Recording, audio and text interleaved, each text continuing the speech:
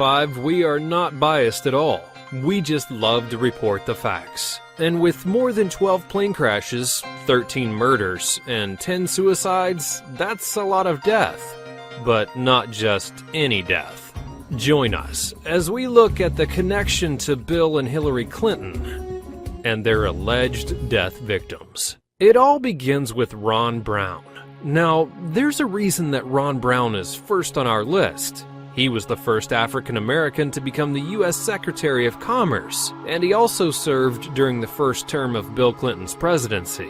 So, how exactly did Ron Brown die, and why are people so suspicious about the circumstances that surround his death?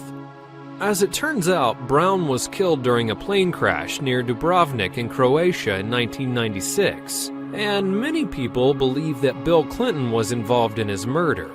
Brown was near indictment and threatened Clinton that he would not go down alone. The day afterwards, Brown's lawyer was murdered in a drive-by shooting. And the day after that, an air traffic controller in charge of the plane during the crash was found dead. Now, Brown may have been shot in the head during the flight, according to X-rays, and the United States claims that there was no black box found on the plane, even though television shows aired teams pulling it out. Sounds rather suspicious, don't you think? Bill Shelton and Kathy Ferguson. We're putting these two together on our list because they were engaged. They were also both connected to Clinton, and both died just 1 month apart. And what was their cause of death? Well, it was ruled as a suicide. But was it really?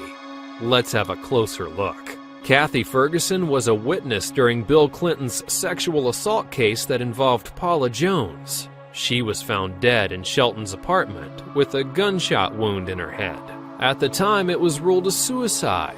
But why would this woman have several suitcases packed if she wasn't going somewhere? And what about her fiancé, Bill Shelton? Well, a month later, Shelton apparently killed himself at her gravesite. And of course, it just sounds like your typical heartbreak Romeo and Juliet scenario. But he was also killed with a gunshot wound to the head. And the coroner who examined his wound said that it was very similar to Ferguson's. Either this is a complete coincidence, or everyone is becoming really skilled at self-inflicted headshots these days. Moving right along, we find ourselves with the mysterious case of Barbara Wise. Wise's death is by far the most mysterious out of any on our list. The Commerce Department employee apparently worked closely with Ron Brown and another associate. She was also suspected of leaking certain commerce documents which allegedly exposed Chinese espionage, which is, of course, plenty of reasons to get on Clinton's bad side. Someone must have had a really deep hatred for the woman, because she was found dead and locked inside of her own office. She was also bruised from her head down to her waist, and to this date, no one's ever... We understand we live in a dangerous world. The enemies of freedom are real. Head down to her waist, and to this date, no one's ever discovered the reason why. Plenty of speculation surrounding the event leads many to think that she was tortured for hours on end before her death. It also leads you to wonder why the Commerce Department apparently doesn't have any security cameras around their building. And following victims who died by headshot, we find Ed Willie. Willie was involved in plenty of Clinton's fundraising events, and his cause of death? You guessed it, suicide, with a perfect shot to the head. But it gets even weirder once we dig into some of the background.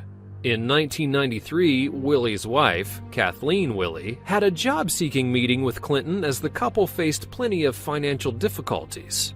During this meeting, she claims that the president sexually assaulted her. Little did she know that her husband was already lying dead in the woods, with a suicide note saying that he apologized for the financial situation. Now, was this a mere coincidence, or a quick warning shot? These days, Kathleen is still very anti-Clinton, and has already expressed her desires for Trump to win the upcoming election. And you've probably heard of Stanley Hurd and Steve Dixon, right? Well, if you haven't, Dixon was a counsel to Heard, and Heard was a counsel to Clinton's mother, stepfather, and brother. Anything else these two have in common? Well, both of them died in a plane crash. On the exact same plane. And if that's not suspicious enough for you, get this. Their plane took off and had to make an emergency landing as a fire erupted on board. Everyone was able to exit the plane, and then they rented a new plane. And then guess what happened? They discovered a new issue on the new plane and had to return again.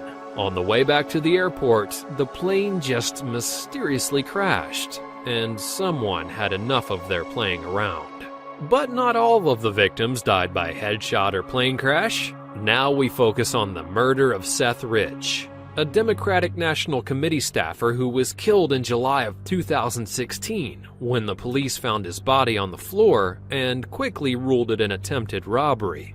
But there's something odd here. All of his personal items, his wallet, and his phone were still in his possession. But what makes Seth Rich so special? And why would he even be a target? Some people suspect that he could have been involved in a large DNC email WikiLeaks scandal and was persuaded by Bernie Sanders. Kind of strange, isn't it? And have you ever heard people say, if I'm ever found dead, it was murder in the movies? Well, film comes to real life in the form of Victor Thorne. Victor Thorne is our next alleged Clinton murder victim. Thorne wrote several books exposing both of the Clintons, and he allegedly killed himself on his birthday. Now, unlike most of the victims, he shot himself on the top of a mountain. Whether or not it was a self-inflicted headshot is unknown, but if it was, you can kind of figure out where the story goes from there. Thorne told the Russell Scott Show host, "Russell, if I'm ever found dead, it was murder. I would never kill myself." Are you sure of that, Mr. Thorne? But these events go way back and include Jerry Parks. Parks was Clinton's head of gubernatorial security in Little Rock, Arkansas. He was shot 7 times at a deserted intersection while driving through Little Rock. Parks' wife and son claim that his death was not a coincidence, and according to them, Parks had plenty of files stating the sexual escapades of Bill Clinton. He was also reportedly hired by Vince Foster on behalf of Hillary Clinton, who was convinced that her husband wasn't faithful. Both Parks and Foster were killed. Now, it makes things even weirder that a reporter claims that the exact files that Parks' wife and son were talking about were stolen from his office just a few weeks before his death. And of course, Parks is connected to our next 2 victims, Kevin Ives and Donald Henry. These 2 teenagers were found dead on some railroad tracks in Arkansas and were killed way before the train ever hit them. Their death was quickly ruled a drug overdose, but several people claim that it was just a cover-up. A witness states that they saw police beating the boys, which could mean that the teens had some involvement in a drug smuggling operation surrounding Bill Clinton. And why do people think that their deaths were not accidental? Autopsies reveal that Kevin died from a crushed skull before he was ever placed on the tracks. And Donald? Well, he was stabbed in the back, and not metaphorically. Kevin and Donald are both connected to the death of John Hillier. The NBC cameraman was working on several cases that could easily expose the Clintons, and he was also involved in exposing the Arkansas drug smuggling operation. Hillier and his associates became friends of Gary Parks, the son of Jerry Parks, who we mentioned earlier, and they stayed at the safe house where they could discuss the events and further mysteries behind the Clintons. And if that's not convincing enough for you, each person that Hillier tried to interview regarding the case mysteriously died, and it became enough for Hillier to fear for his life. One day he called up his journalist and stated that he discovered new leads for the case. They planned on meeting, but apparently Hillier died of a heart attack just a few days later. Was it a coincidence? Maybe too much stress to look after his health? We may never know. And the list goes on and on and on, including Vince Foster, Hillary's law partner, who suspiciously died. Of course, believed to be a suicide. But what do you know? Tell us in the comments below. And while you're here, be sure to subscribe to our channel for more videos like this one, and check out some of our other videos on the Clinton